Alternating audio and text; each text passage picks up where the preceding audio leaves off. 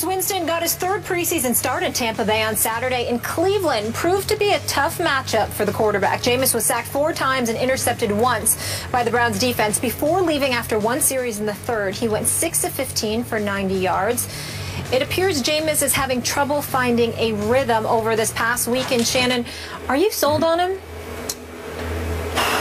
I'm not going to give up on him, but he spent so much time on his back.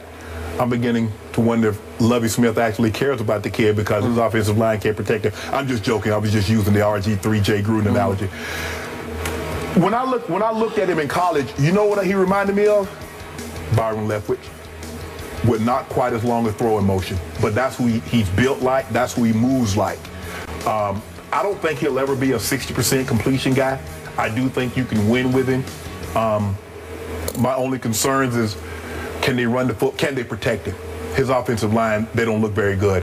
And in that division, Carolina can get up the quarterback. The Saints can get up the quarterback a little bit. Atlanta, now they have Dan Quinn, can possibly chase the quarterback. So those are my only concerns. I'm not going to give up on him, but I'm not all in. I'm not jumping in all in for him.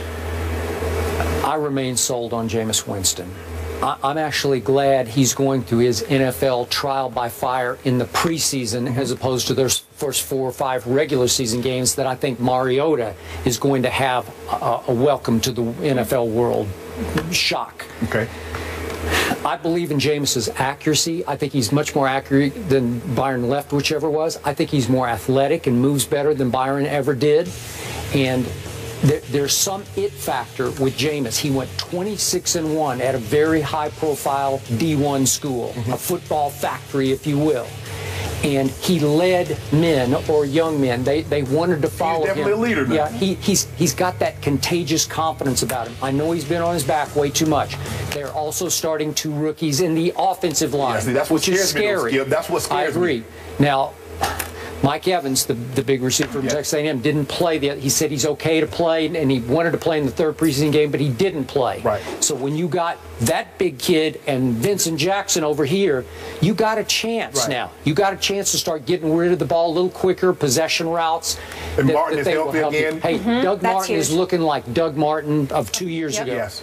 And that's going to be huge for him. And I just believe this, that Lovie is going to start to fix the defense on the fly. I was shocked at how bad they were last year, and I believe people are going to be shocked by how good the defense is this year. Because they have some studs over there. But here's the thing, Skip. Are they going to ruin him but not being able to protect him? You remember what David Carr went through with the Houston Texans, that offensive line, and he just got pummeled. And he never regained his confidence. And that's my only concerns, because in the little bit that I have seen him in the preseason, he spends so much of his time on his back or so much time running for his life. So that scares me about him. But I'm not all in like you are. You 100% all in. But I do think he's going to be he'll be a good quarterback. I don't see Pro Bowl. I don't see All Pro. I don't see all-time great written over him. But I think he'll be slightly better than what we think.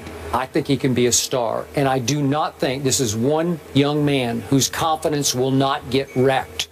Like you talked about, Carr's confidence just got bludgeoned until he didn't have any. Yes. I don't think you can wreck this young man's confidence. It happens to everybody, Skip. It happens to everybody. You get hit enough, as they say in boxing, once you get knocked out one time, there's always that doubt in your head, this could happen again. Quarterbacks go through it. Peyton Manning told you, even when he came up, not only could I get back to being the old Peyton Manning, but could I even be a decent quarterback in this league? Tom Brady, you go through this, and he's going through it as a young, but even as you're young and you think you're invincible, when it happens enough, it starts to weigh on you. You're like, man, what's going on here? And then you're going to start hearing the groundswell. Well, they should have took Mariota. Fans start booing. They're not winning any game. Now, as long as they win, it doesn't matter what his numbers look like. They'll be fine. But what happens if they don't get off to that good start and he's still getting pummeled? Then what happens? Boy, you're down on every quarterback we talk about. I'm just realistic. Tony Romo, Sam Bradford, I'm not down on Romo. Yes or no? You down on Mariota? I'm putting you on the spot there with the yes or no. I just haven't seen enough. I mean, I got to let them play. I got to see at least 8 games. Regular season games, yes. Meaningful games, not no preseason. 10 plays here, 20 plays there. Thank you. Got it. All right, we know the Eagles soared, but how about Tim Tebow? Oh, my God. Skip! Find out if he's making Philly's roster next. You brought me back for this. Shannon can't wait for this. I got no comment. Shannon's hype.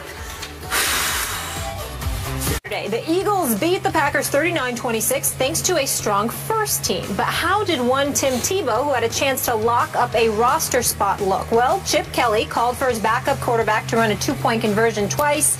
He failed both times. So did he blow it? The Eagles began trimming their roster yesterday and must finalize cuts by this Saturday, September 5th. Skip, you think Tebow made the team? Shannon Sharp, I have gone from no doubt he'll make the team to now I'm not sure. And I'll be the first to admit I am concerned for one Tim Tebow. Clearly, this is his last stop, his last chance, his last hurrah. And I see him under putting extreme pressure on himself, playing with and against fourth stringers every time he gets thrown into the game, except for those two-point conversion tries. And I'm starting to see what I saw in New England when he tried to make the Patriots under extreme fire, trying to compete with Tom Brady and Ryan Mallett. I'm seeing brain lock. I'm seeing paralysis by overanalysis, where you think yourself into oblivion. You're thinking so hard about, I'm supposed to do this, I'm supposed to come here, I'm supposed to do this, and then I'm supposed to read this, I'm supposed to look there, that he's not playing football the way he did when he got on that great roll in Denver back in 2011. And his stats have been okay. I don't even want to throw it. He's 10 out of 19. It's a little better than 50%. First outing, he threw 2 or 3 nice passes that Chip Kelly actually pointed out and raved about. And then it wasn't so good in the second one, and it was maybe even a little worse in the third one. He only threw a couple of passes the other night, completed both of those. He's run 10 times for 50 yards. I think Chip Kelly loves him as a guy. How can you not? Because he's everything you'd want to coach. So it's up to Chip Kelly to be that against-the-grain guy, the one guy in the league who would say, no, I'm going to keep him. As he keeps saying, he's a quarterback, but will he be a gadget guy on two-point conversions? Will he be able to beat out a Matt Barkley, who's actually played pretty well at times in this, you know, and the news was, and I was reporting this before the Tebow announcement, Matt Barkley was on the trading block, and I think they thought they had a deal done with the Miami Dolphins. They waited to announce the Tebow thing, and for some reason, the Dolphin deal fell apart, and Matt Barkley, as we know, is still an Eagle. So will Chip Kelly keep him because he hasn't seen enough from Tim Tebow, which brings me to Thursday night. I'm going to guess that Tim Tebow plays a lot more than just the fourth quarter on Thursday night. He might play a half. He might play, I don't know, 3 quarters, knowing Chip Kelly. And then we will see, even against a lot of backup players, if he can progress enough to convince Chip to keep him. I told all my Twitter followers, and I told my sister that we weren't going to talk about Tebow today. Libby, I'm sorry. Skip made me talk about Tim Tebow. Can't lie to the family. But I think I was pretty honest about Tim Tebow. You were very honest, Skip. And he is something. The thing is, Skip, he's not a natural thrower of the football. And so what they try to do is rework his mechanics, and that doesn't feel natural to him. And eventually, no matter how much practice you get doing something, when you get in the bind, you will go back to what you know, muscle memory. We've heard people talk about it. Skip, I don't see the progression that all the gurus that he worked with was telling us. Tim Tebow is one of the 10 or 20 best throwers of the football. If you line them all up there, you couldn't tell them. That was from Tom House, my friend in L.A., who was tutoring Tim. And tutors Drew Brees and Tom Brady and everybody else. A lot of great quarterbacks. Yeah. I don't see it, Skip. I don't see that he's gotten better throwing the football. I don't see he's gotten better processing information, reading defenses. And as you mentioned, if he plays 3 or 4 quarters, let's say he plays 3 quarters on Thursday night. Can you imagine the pressure that he's going to be under? Because think about it. These are not starters. A lot of these guys are probably not going to make the roster. And if he doesn't have a good showing and you saying he's pressing, I believe he's pressing because he's like, I want to show, I need to show, I need to show. And he realized this is it. Because if you can't play in Chip Kelly's offense, what offense can you play in? This is it. This offense is really tailor-made for his skill set. Nobody else is going to build an offense around Tim Tebow's skill set. So this is the last stop. But I just don't. I want to, and I saw what you saw the first game.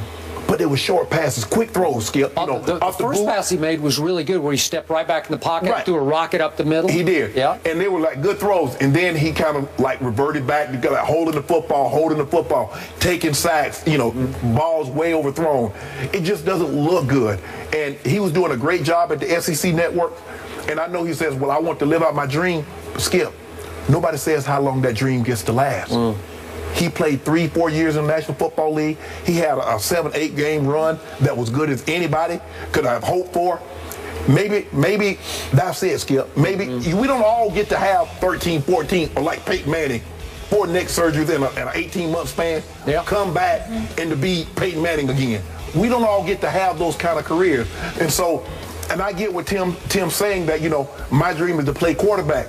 Well, Tim, maybe you've already fulfilled your dream. No one said that dream had to last for 6 years, 7 years, 10 years. Maybe it was only 3.